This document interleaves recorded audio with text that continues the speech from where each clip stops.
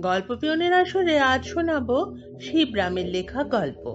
এরকম আরো মজার মজার গল্প শুনতে আর পরের গল্পের নোটিফিকেশন পেতে সাবস্ক্রাইব করুন আমাদের গল্প পিয়ন চ্যানেলটিকে। শুরু করছি আজকের গল্প, শ্যাঙাতের সাক্ষাৎ। দেওঘর থেকে দূরে দেহাতের বাড়িটাই পছন্দ করলাম। চেঞ্জে গিয়ে যদি শহরের ঘিঞ্জির মধ্যেই থাকা গেল, তবে আর হাওয়া বদলানো কি, তোমরাই বলো। বাড়িটা বেশ বড়ই, বছরের পর বছর ধরে খালিই পড়েছিল। পোড়ো বাড়ি না কি বলছিল যেন কে।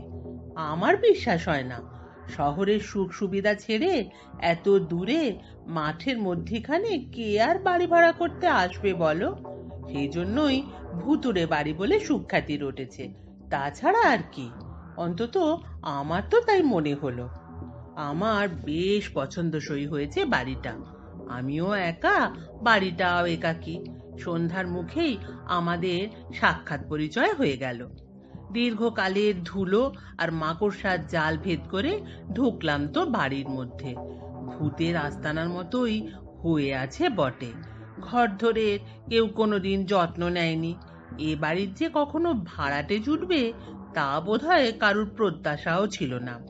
টেবিল, চেয়ার, চৌকি, আয়না, দেরাজ, আলমারি, খাট, তোশক, বিছানা, পাপোশ, আসবাবের কোনো কিছুরই অভাব নেই। ঘুরে ঘুরে দেখলাম, নিজেকেই ঝেড়ে মুছে নিতে হবে এসব। ভুতুড়ে বাড়ি বলে কেউ আসতে চাইল না আমার সঙ্গে। মোটা বেতনের লোভ দেখিয়েও সারা দেওঘর খোঁজে একটা চাকরও জোগাড় করা গেল না। যাক, নিজেই সব ঠিকঠাক করে নেব, তবে আজ আর নয়, সেই কাল সকালে সেসব হবে। এখন কেবল খাটটা ঝেড়ে মুছে নিজের বিছানাটা পেতে আজকে রাতের মতো ব্যবস্থা করে নিতে পারলেই হয়।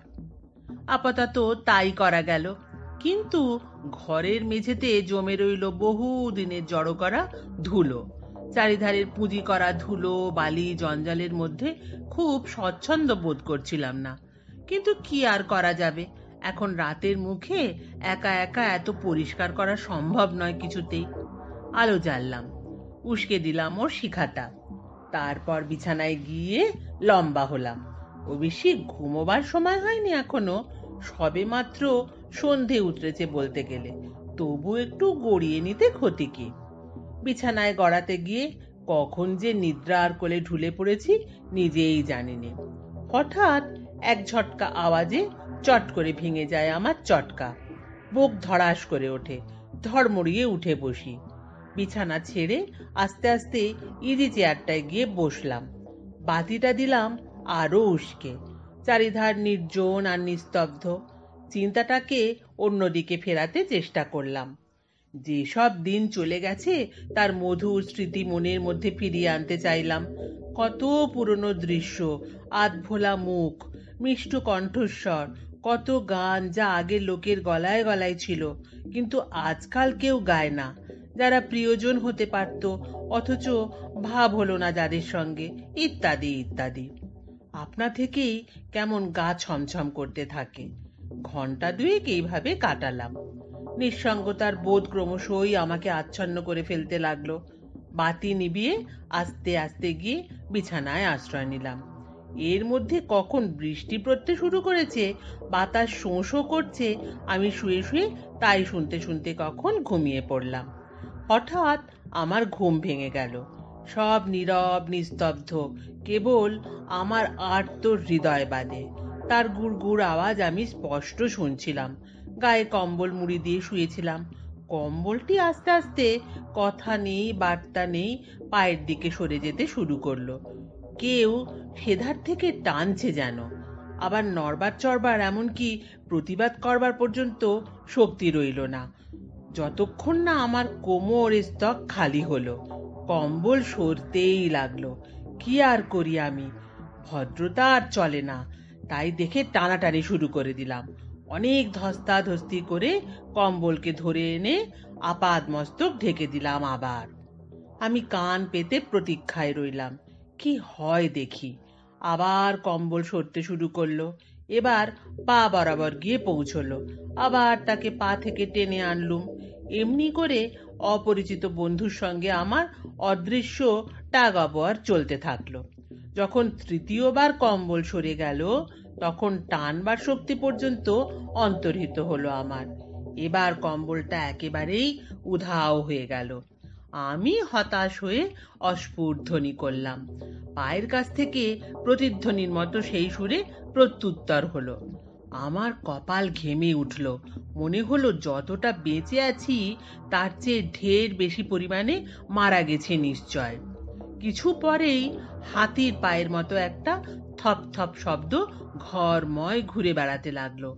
মানুষের পায়ের শব্দ কখনোই অমন হতে পারে না। অবশ্যই অতি প্রিয় মানুষের কথা বলতে পারিনি। থপথপে আওয়াজটা দরজার দিকে এগিয়ে গেল। শুনলাম, তারপর হুড়কো, এবং দরজা না খুলেই বেরিয়ে গেল বাইরে। মানসিক উত্তেজনা শান্ত হলে আমি স্বগতোক্তি করলাম, এ হচ্ছে স্বপ্ন, স্বপ্নই, ভয়ঙ্কর এক দুঃস্বপ্ন। ভাবতে চেষ্টা করছি যে হয় এ বিভ্রম, নয় শুধু স্বপ্ন, তাছাড়া আর কিছু হওয়া সম্ভব নয়। এবং ক্যামেরার সামনে লোকে যেমন করে থাকে তেমনি হঠাৎ হাসতেও যাচ্ছি এমন সময় শুনতে পেলাম দূরে, এবং নাতি দূরে, বাড়ির আর সব ঘরের দরজা জানলা জোরে খুলছে আর বন্ধ হচ্ছে। এও কি মতিভ্রম আমারই? চট করে উঠে আলোটা জ্বাললাম। জেলে দেখি আমার ঘরের দরজা আগের মতোই বন্ধ রয়েছে। অকস্মাৎ খুলবার ও বন্ধ হবার কোনো অভিসন্ধি নেই তার।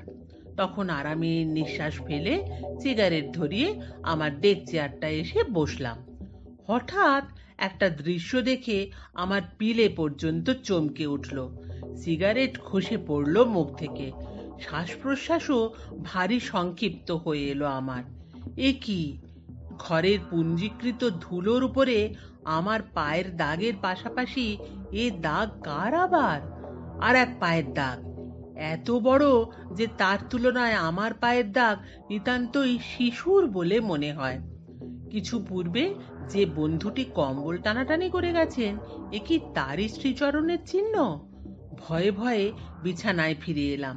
সঙ্গে সঙ্গে বাতিটাও আপনা থেকেই নিভে গেল। অনেকক্ষণ ধরে অন্ধকারের দিকে তাকিয়ে কান খাড়া করে পড়ে রইলাম। হঠাৎ মনে হলো কে যেন তার বিশাল বপুটি টেনে নিয়ে আসছে, কিন্তু ঘরের যে জানলাটা খোলা ছিল সেটা নিতান্তই খাটো বলে কিছুতে গলতে পারছে না তা দিয়ে। আমি ক্ষীণ কণ্ঠে বললাম, বন্ধু, তোমার ওই গোদা পা নিয়ে আর এ ঘরে এসো না, বেজায় স্থানাভাব। কিন্তু সে যে আমার আপত্তিতে কর্ণপাত করেছে এমন মনে হলো না। খানিক পরে একটা ভয়ানক গোলমাল দরজার বাইরে এসে দেখি একটু ইতস্তত করে যেন ফিরে যাচ্ছিল। আমার বিছানার চারপাশে ফসফস গুজগুজ শব্দ শুনতে পেলাম, ভারী নিঃশ্বাসের শব্দ, অদৃশ্য পাখার ঝটাপট, আর কিরকম একটা গুমরানো গোয়ানো ধ্বনি। মহা মুশকিলেই পড়া গেল তো, কেননা আমার স্পষ্ট বোধ হলো ঘরে কারা যেন এসেছে। আমি আর নিঃসঙ্গ নই। ঈষৎ উজ্জ্বল কি যেন একটা পড়লো বালিশে, দুফোঁটা আবার পড়লো আমার মুখে, পড়েই গোলে তরল শীতলতা হয়ে মুখময় ব্যাপ্ত হয়ে গেল। তারপরেই দেখতে পেলাম আবছা আবছা মুখ, সাদা সাদা, হাত যেন বাতাসে ভাসছে, এই ভেসে উঠছে, এই মিলিয়ে যাচ্ছে। বুঝলাম আমার অবিলম্বে দরকার হয় আলো, নয় মৃত্যু। অবশ্য মৃত্যুর চেয়ে আলোটাই বেশি বাঞ্ছনীয়। ভয়ে অবশ হয়ে গেছে সারা দেহ। আস্তে আস্তে যেমন উঠতে গেছি, কার চ্যাপ্টা হাতের সঙ্গে আমার মুখে ঠোকাঠুকি বেঁধে গেল। এই অনাকাঙ্ক্ষিত মিলনের জন্য আমি একেবারেই অপ্রস্তুত ছিলাম। ধড়াস করে আবার বিছানায় শুয়ে পড়ি। তার খানিক বাদে বোধ হলো একটা কাপড় চোপড়ের খসখস শব্দ ঘর থেকে বেরিয়ে যাচ্ছে। আবার সব চুপচাপ। কতকালের রোগীর মতো আমি বিছানা ছেড়ে উঠলাম। কম্পিত হাতে বাতি জ্বাললাম। আলো জেলে ধুলোর পরে যে ভয়ানক সব পায়ের দাগ পড়েছে তারই গবেষণা করছি। হঠাৎ বাতি যেন নিবু নিবু হয়ে এলো। সেই মুহূর্তে আবার সেই হাতির পায়ের শব্দ শুনতে পেলাম। শব্দটা দরজার কাছাকাছি এসে যেন কিছু চিন্তা করবার অজুহাতে চমকে থেমে গেল হঠাৎ। বাতিটা নিবু নিবু হয়ে এসে হঠাৎ কেমন নীল আলো বিকিরণ করে নিবল কিনা জানি না, সমস্ত ঘরটা ছায়াপথের আলোতে ভরে উঠল। দরজা খোলা নেই, অথচ এক ঝটকা ঠান্ডা বাতাস কোথা থেকে আমার সামনে বাষ্পময় কি যেন একটা খাড়া হয়ে রইল। দারুণ অস্বস্তি বোধ করি, কিন্তু কি যে করব। প্রথমে একটা হাত, তারপরে দুটো পা, তারপরে সমস্ত শরীরটা। মায় এক বিষণ্ণ বদন ক্রমশ সেই বাষ্প থেকে আত্মপ্রকাশ করল। দেখলাম আমার সামনে এক প্রায় নগ্নকায় প্রকাণ্ড দৈত্যের মতো চেহারা শটান দাঁড়িয়ে রয়েছে। লোকটার বিষণ্ণ মুখ দেখে আমার ভয় দূর হলো। মনে হলো এ কোনো ক্ষতি করবে না। ক্ষতিজনক ভূত এ নয় বোধহয়। আমার স্বাভাবিক মনের অবস্থা ফিরে এলো তখন। সঙ্গে সঙ্গে আলো আবার উজ্জ্বল হয়ে উঠল। আমি একলা ছিলাম। নিঃসঙ্গতার বদলে এই ভূতটাকে কাছে পাওয়া গেল। এ ভালোই, খুশি হলাম আমি। অচেনা জায়গায় হঠাৎ আত্মীয় পাওয়ার মতোই, এই আর কি। আমি তাকে অভ্যর্থনা করে বললাম, কে হে তুমি? তুমি কি জানো যে আমি 2-3 ঘন্টা যাবৎ মুমূর্ষু হয়ে রয়েছি? যাক, তোমাকে দেখে খুশি হওয়া গেল। আমার যদি একটা চেয়ার থাকতো, অবশ্য তোমাকে ধারণ করবার মতো।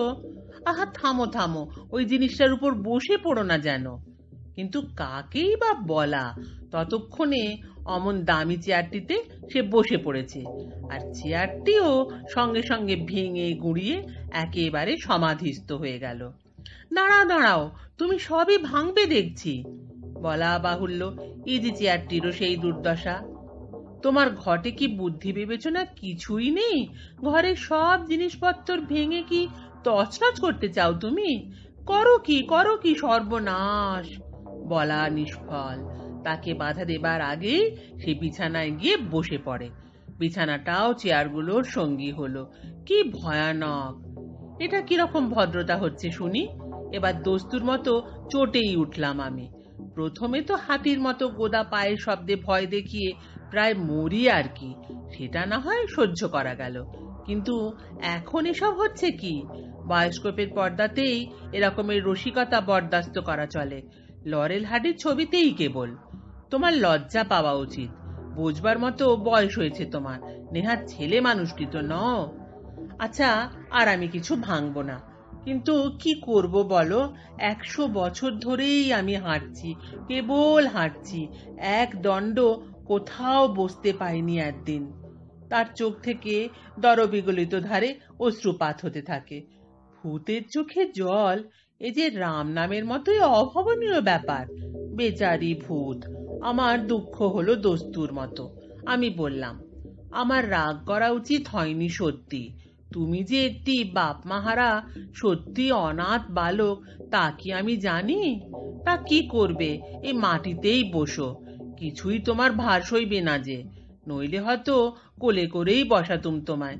হ্যাঁ, সামনে ওইখানটাতেই। তাহলে এই চেয়ারে বসে তোমার সঙ্গে মুখোমুখি কথা কইতে পারবো। সে মাটিতেই বসে পড়ল। আমার দামি কম্বলটা সে ঘাড়ে ফেললো এবং বিছানাটাকে জড়িয়ে মাথায় পাগড়ির মতো করে বাঁধলো। তখন তার আয়েশ একটা দেখবার মতো। ভালো কথা, এত হাঁটাহাঁটি করছো কেন তুমি? আমি জিজ্ঞাসা করি। পাছে বাতে ধরে সেই ভয়ে? আর কেন, খবর পেলাম কোথায় নাকি আমার স্ট্যাচু খাড়া করা হয়েছে। ইয়ার লম্বা চওড়া চেহারা, ওই ঠিক আমার মতোই, ঘোড়ার ওপর বসানো। আমার সেই পাথুরে চেহারা দেখতেই আমি বেরিয়েছি, কিন্তু কোথায় যে রয়েছে তা খুঁজে পাচ্ছি না। ভাবনার কথাই তো বটে। আমি বলি, নিজের চেহারা নিজে না দেখতে পাওয়ার মতো দুঃখ কি আর আছে? তা এক কাজ করো না কেন, এত না হেঁটে একটা ঘোড়া টোড়া নিলেও তো পারো।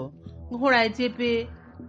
এক বেটা ঘোড়াকে, মানে ঘোড়ার ভূতকে বহুত বলে কয়ে রাজিও করেছিলাম, কিন্তু শেষটায় সে বিগড়ে গেল হঠাৎ। তার কণ্ঠস্বরে খুব বিরক্তি প্রকাশ পায়। একেবারে বেঁকে বসলো আর বলল যে সারা জন্ম ছুটোছুটি করেই মরেছি, এখন মরে গিয়েও সেই ছুটোছুটি, একটু জিরোতে পাবো না? তারপর আমি তাকে অনেক করে বোঝালাম, বলি যে আমার মতো তোরও স্ট্যাচু বসিয়েছে তারা, খবর পেয়েছি আমি। আমাকে কিনা তারা সেখানেও তোর পিঠেই চাপিয়ে রেখেছে, সেই জন্যে তো তোর পিঠে চেপে আমি যেতে চাই। এই না যেই শোনা, ঘোড়াটা চোটে মোটে এমন চিহি চিহি ডাক ছাড়তে লাগলো যে ঘোড়ায় চাপার বায়না রেখে দিয়ে সোজা পদব্রজেই আমি বেরিয়ে পড়ি। আমি সহানুভূতি জানাই, ভারী মুশকিলের কথা, এত বেশি বয়সে এতখানি হাঁটাহাঁটি কি পোষাবে তোমার?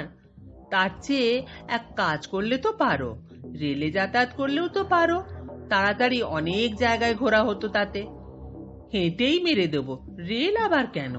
সে আশঙ্কা প্রকাশ করে, রেলে ভারী কাটা পড়ে লোক, ভারী কলিশন হয়, সেই ভয়েই তো রেলে চাপি না। তা চাপো না যে ভালোই করো, ওর কথায় আমি সায় দিই, ওতে খরচাও বাঁচে। কিন্তু একটা প্রশ্ন, কতদিন তুমি এরকম পায়চারি করছো পৃথিবীতে? পৃথিবীতে? তা প্রায় 100 বছর। সে জবাব দেয়, পৃথিবীতে এবং পৃথিবী ছাড়িয়েও। পৃথিবী ছাড়িয়েও কি রকম? আমি অবাক হই, অন্যান্য গ্রহে উপগ্রহেও যাতায়াত আছে নাকি তোমার? আহা হা, তা কি আমি বলেছি? আর সেসব জায়গায় যাবই বা কেন? তারা কি আমার স্ট্যাচু খাড়া করেছে? তবে পৃথিবী ছাড়িয়ে কি রকম? যোগও বলে, আকাশপথেও চলাফেরা করতে পারি কিনা আমরা, অনেক সময় মাটির থেকে 2 হাত 2.5 হাত পৌনে 4 হাত পর্যন্ত ওপরে উঠি। বলো কি? আমার মাথায় চকিতে বিজলি খেলে যায়। সেই যে কিছুদিন আগে খুব শোরগোল করে, হ্যাঁ ঠিক হয়েছে, ইনি তবে, এ না হয়ে আর যায় না।